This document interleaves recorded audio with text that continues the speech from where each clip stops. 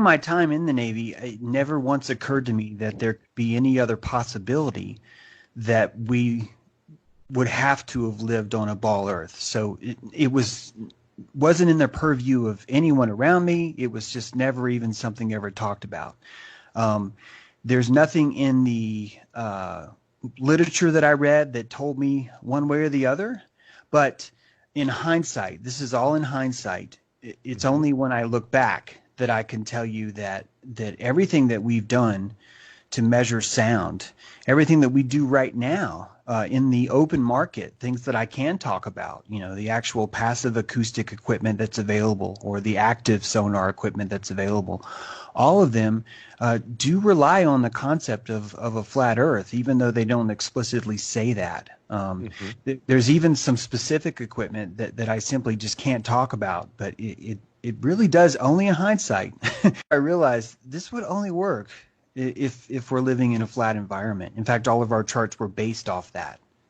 Right. Yeah, and that doesn't surprise me at all, because so were the radar charts that we worked off of. So in sonar, obviously, if you're in a submarine or something like that, what kind of ranging did you have? I mean, how far away could you actually detect targets with the sonar?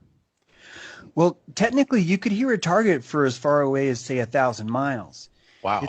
It's gonna depend on there's a SOFAR. There is a channel. You might be familiar with this because the same thing exists in the troposphere, I think. I mean, in the atmosphere, there is a channel where the pressure causes sound to move slower than anywhere else. And underwater, that's met through pressure, temperature, salinity. There's an optimal curve there, which actually causes a slowdown of sound as sound passes through that SOFAR channel.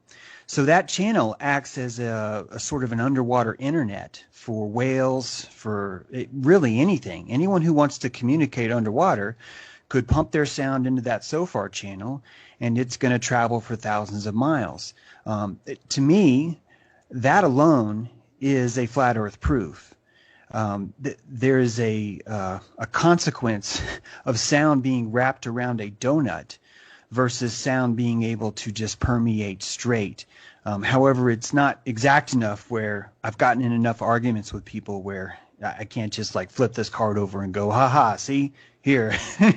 Here's the perfect proof for that. So that's just one element of underwater acoustics. There's really two types of sonar. There's an active sonar and a passive sonar.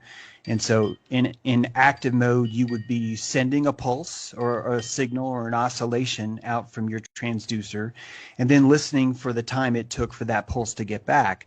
That would give you a very active, not only vector of where your target is, but more specifically, it would give you a distance and a range.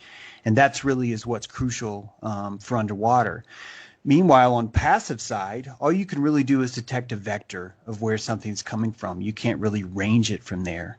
But the primary meat, the stake that I'm bringing to this conversation is that there is something called acoustic shadows. And these acoustic shadows, I'm sure there's the same thing in the radar. There are radar shadows where if you're hitting a direct target, anything behind that target is going to be blind. And it's just simply, it would be the easiest thing in the world for submarines to hide over the curve. I don't see how they would ever be able to be found simply because they could stay low enough on the bottom where there's a hump of earth between them and the person trying to hunt them.